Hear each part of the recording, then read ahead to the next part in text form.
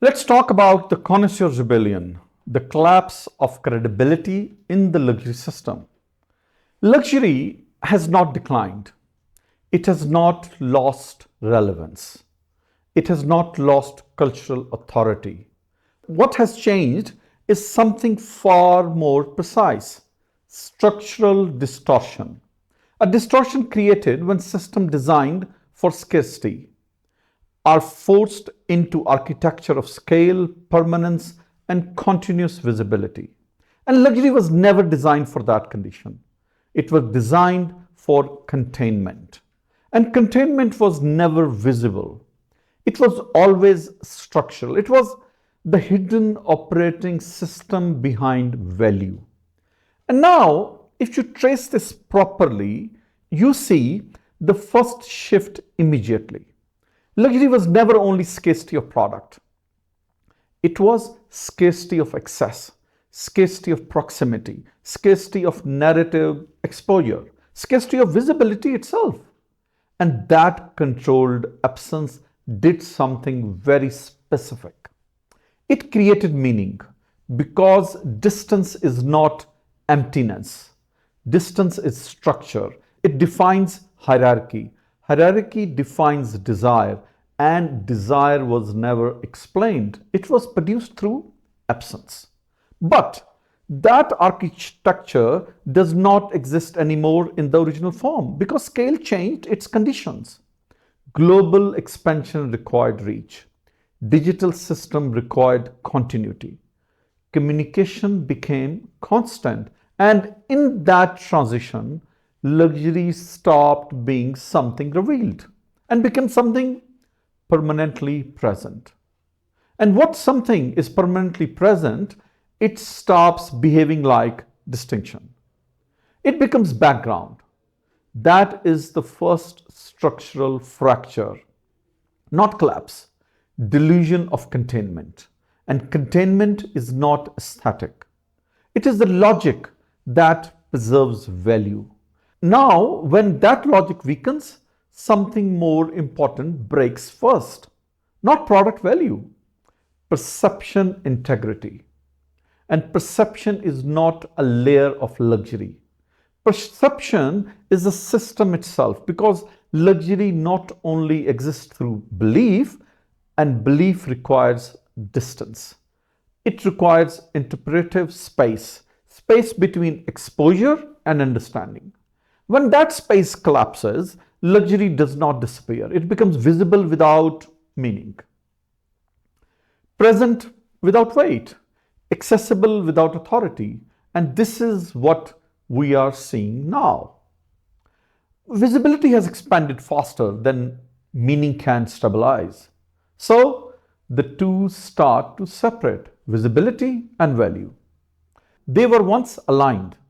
Now they are structurally independent. Visibility can exist without depth, and depth can exist without visibility.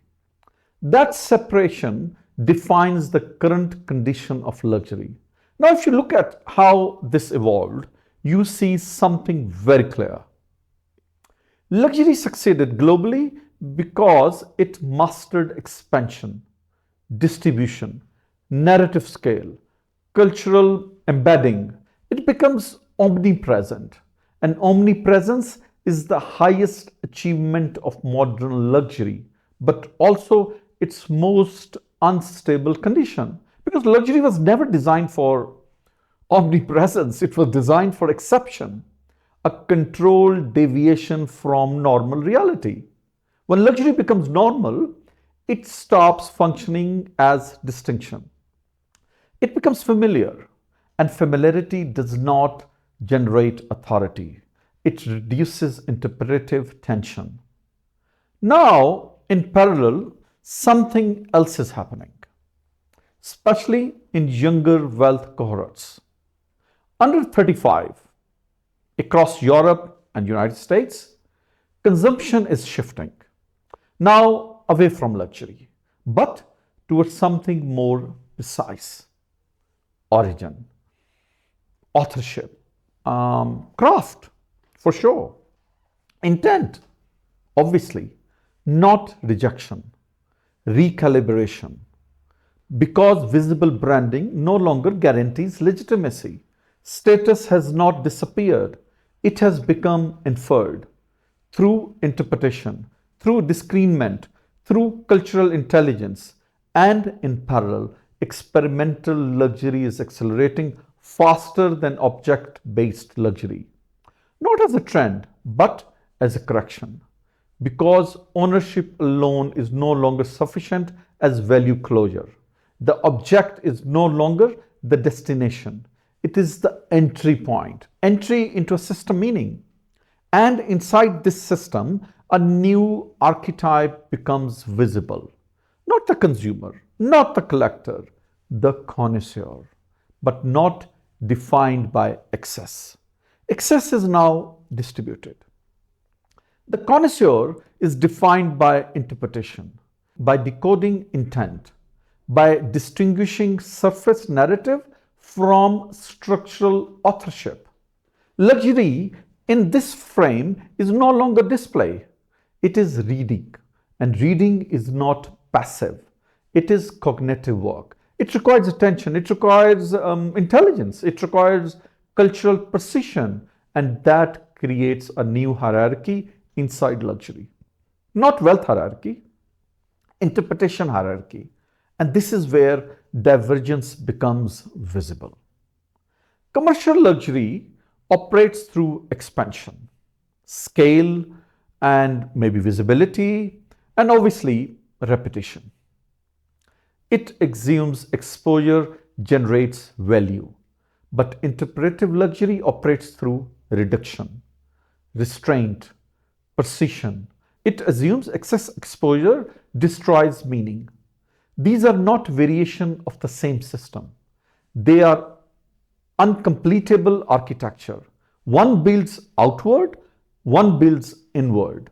One builds through repetition, one builds through absence. And here is the contradiction for established system. The same mechanism that created global dominance now contribute to dilution. Expansion increases awareness, but reduces distinction. Visibility increases recognition, but reduces interpretive depth. Narrative scale increases reach, but weakens perceived authenticity. These are not failures.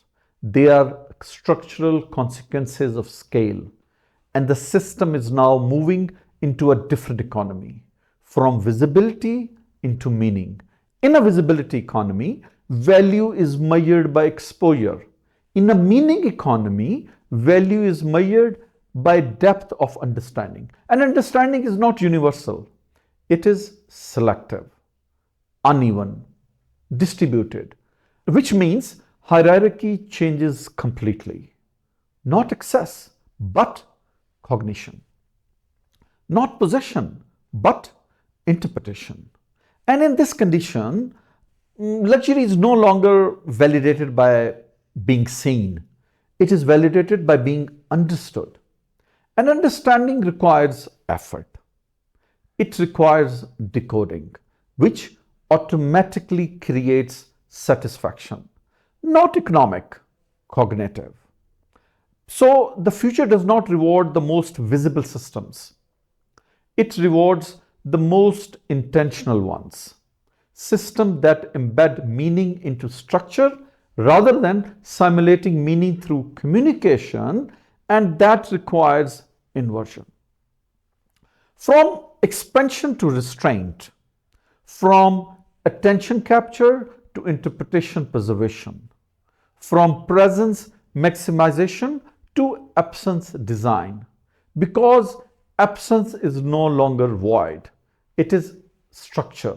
And when you understand this, luxury stops being a visibility system. It becomes a filtration system. Not expansion, precision. Not scale, depth. Not repetition. And inside that filtration system, a new hierarchy emerges. Not wealth alone, because wealth is distributed. Not excess alone, because excess is open. But interpretation. The ability to decode intent understand origin, separate narrative construction from structural authorship.